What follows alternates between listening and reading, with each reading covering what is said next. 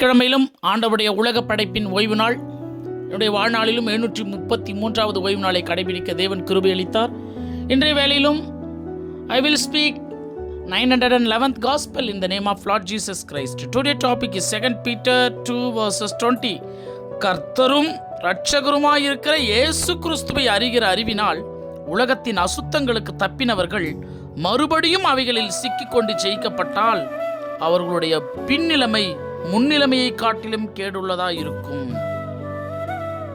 If you get stuck in sins, the background is as bad as the foreground.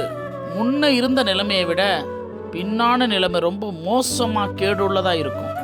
யாருக்குன்னு பார்த்தீங்கன்னா, ஒன்று ஆண்டவரை நீ அறியாமல் நீ உலக வாழ்க்கையிலையும் பாவ வாழ்க்கையிலையும் இஷ்டத்துக்கும் நீ எதையோ வணங்கி கொண்டு கூட வாழ்ந்துடலாம். ஆனால் ஆண்டவரை ஒன்ஸ் நீ ஏற்றுக்கொண்டு அவருடைய மகத்துவங்களை அறிந்து கொண்டு அவருடைய பரிசுத்தத்தை தெரிந்து கொண்டு நீ இதை எளிமையாக நினைத்து மீண்டுமாக பின்மாற்றம் அடைந்து உலகத்தினுடைய இச்சைகளுக்கும் உலகத்தை நோக்கி நீ ஓடினாள் உன்னுடைய நிலைமை மிகவும் மோசமாக இருக்கும். ஏன்னா தேவனாகிய கர்த்தர் நிறைய இடங்களில் சொல்லியிருக்கிறார். மத்தேயு சுவிசேஷ புஸ்தகம் 12வது அதிகாரத்தில் ஒரு அழகாக சொல்லுவார்.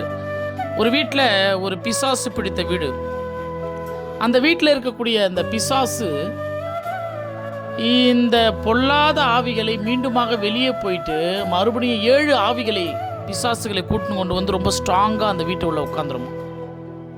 அப்போ முன்ன இருந்ததை விட ரொம்ப அதிகமான தீமைகளை அது பிடித்து கொள்ளுமா. அதுதான் தேவனாகிய கர்த்தர் எபிரேயர் புஸ்தகத்தில் சொல்லுவார். ஒரு தரம் நீ பிரகாசம் அடைஞ்சிட்ட, ஒரு தரம் அந்த பரம அந்த ஈவு அந்த ஆண்டவரை நீ ருசிச்சிட்ட, பரிசுத்தாவியை பெற்றுக்கொண்ட, தேவனுடைய அன்பையும் வார்த்தைகளையும் கேட்டுட்டு மறுதளிச்சிட்டுன்னு சொன்னா நீ மறுபடியும் திரும்பி அவரிடத்தில் ஆசீர்வாதங்களை பெற்றுக்கொள்வது மிக மிக கடினம். மீண்டுமாக திரும்பி வர முடியாது. இப்போ கிறிஸ்துவ வாழ்க்கை என்பது பாவத்துக்கு விலகி நீதிக்கு பிழைப்பது.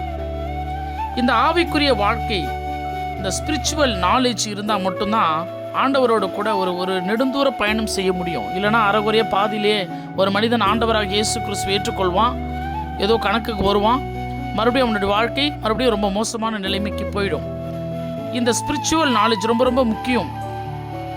மேன்மை பாராட்டுகிறவர்கள் எப்பொழுதுமே பூமியிலே கிருபையும் நியாயத்தையும் நீதியையும் செய்கிற கர்த்தரை மட்டும்தான் மேன்மை பாராட்டணும்.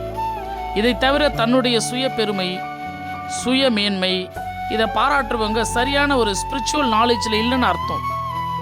அவங்க நிலைத்திருக்கவே முடியாது ஆண்டவர் கிட்ட. ஆண்டவரை நெருங்குபவர்கள், அப்ரோச்சிங் த லார்டு, கர்த்தரிடத்துல திரும்பணும்.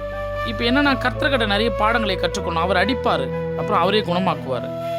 அவர் நம்முடைய காயங்களை கட்டுவார். அப்பொழுது இதை நம்ம இந்த அறிந்து கொள்ளக்கூடிய ஒரு தன்மை நம்மளுக்கு ரொம்ப ரொம்ப வேணும். கர்த்தரை அறியும்படி தொடர்ந்து அவரை பயணம் செய்து கொண்டே இருக்கணும். வாழ்க்கையில் நிறைய அடி விழும், நிறைய கஷ்டங்கள் வரும். ஆனால் கர்த்தர் எதற்காக அடிக்கிறார், எதற்காக இந்த சோதனை வருது, இதில் நம்ம என்ன கற்றுக்கொள்ளுகிறோம், எப்படி ஆண்டவர் இன்னும் அதிகமாக தேடணும்னு சொல்லிட்டு ரொம்ப அதில் நம்ம சிந்தனைகள் ஸ்பிரிச்சுவல் நாலேஜ் இருந்தால் மட்டும்தான் அவர்கிட்ட நம்ம ட்ராவல் பண்ண முடியும். அப்போ தேவனாகிய கர்த்தரை அடைய வேண்டுமானால் obedient is required for spiritual knowledge. கடவுளோடு கூட எப்பொழுதுமே கீழ்ப்படினும். நீ எதிர்த்து நிற்கக்கூடாது அவரை. அனைத்து தவறுகளில் இருந்தும் உன்னுடைய ஆத்துமாவை அவர் விடுவிப்பார். Frees the soul from all the fault. எல்லா ஃபால்ட்டில் இருந்தும் நம்மளை என்ன பண்ணுவார், சரி செய்வார். அதுக்கு நம்ம shall know the truth and the truth shall make you free. சத்தியம்தான் உன்னோட விடுதலை ஆக்கும். சத்தியத்தை அறிந்து கொண்டே இருக்கணும். அழிவில்லாத அந்த நித்திய ஜீவன் நம்மை அதை நோக்கி வழிநடத்தி கொண்டே இருப்பார். ஒன்றான மெய்தேவனாகிய உம்மையும் அவர் அனுப்பிய இயேசு கிறிஸ்துவையும் அறிந்து கொண்டே இருக்க வேண்டும். ஸோ அந்த ஆண்டவருடைய வார்த்தை என்பது என்னைக்கு ஒரு மனுஷனுக்கு போர் அடிக்குதோ, என்னைக்கு ஒரு மனுஷன் அலட்சியம் பண்ணுறானோ, அவன் ஒரு ஸ்பிரிச்சுவல் நாலேஜில் தொடர்ந்து இருக்கவே முடியாது. அவன் தேவனாகிய கர்த்தரை விட்டு மீண்டுமாக உலக வாழ்க்கைக்கு சென்று விடுவான் சீக்கிரமாக. இப்போ கர்த்தரை யார் பற்றி கொண்டிருப்பான் என்று சொன்னால், இந்த கீப் ஆன் ஸ்பிரிச்சுவல் நாலேஜ், ஆண்டவருடைய அறிவை பெற்றுக்கொண்டே இருக்கிறவன் மட்டும்தான் கடவுளோடு கூட என்றென்றைக்கும் அழியாத அந்த நித்திய ஜீவ வாழ்க்கையை பெற்றுக்கொள்ள தகுதியாவான். இல்லைனா எங்கோ ஒரு இடத்துல நம்ம விழுந்துருவோம். அதை தான் சொல்கிறாரு, கர்த்தரும் இரட்சகருமாக இருக்கிற இயேசு கிறிஸ்துவை அறிகிற இந்த அறிவு இருக்குதுல்ல, இது உலகத்தினுடைய அசுத்தங்களுக்கு தப்பினவர்கள் மறுபடியும் அதில் போயிட்டு விழுந்துடக்கூடாது. ரொம்ப ஜாக்கிரதையாக இருக்கணும். அதனால தான் பரிசுத்தம் உள்ளவன் இன்னும் பரிசுத்தமாகும்னு சொல்கிறாரு. நீதி உள்ளவன் இன்னும் நீதி செய்யின்னு சொல்கிறாரு. அநியாயம் செய்கிறவன் இன்னும் அநியாயம் செய்து கொண்டே செல் என்று சொல்லுகிறார். அதை பற்றி தேவனுக்கு கவலை இல்லை.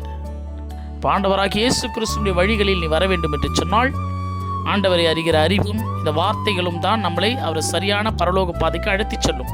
கர்த்தர் நம்மை ஆசீர்வதிக்கும்படியாக நாளைய தினத்திலும் அடுத்த தேவ செய்திகளுடன் சந்திக்கும் வரை நான் உங்கள் காட் சர்வன்ட் சகரியா.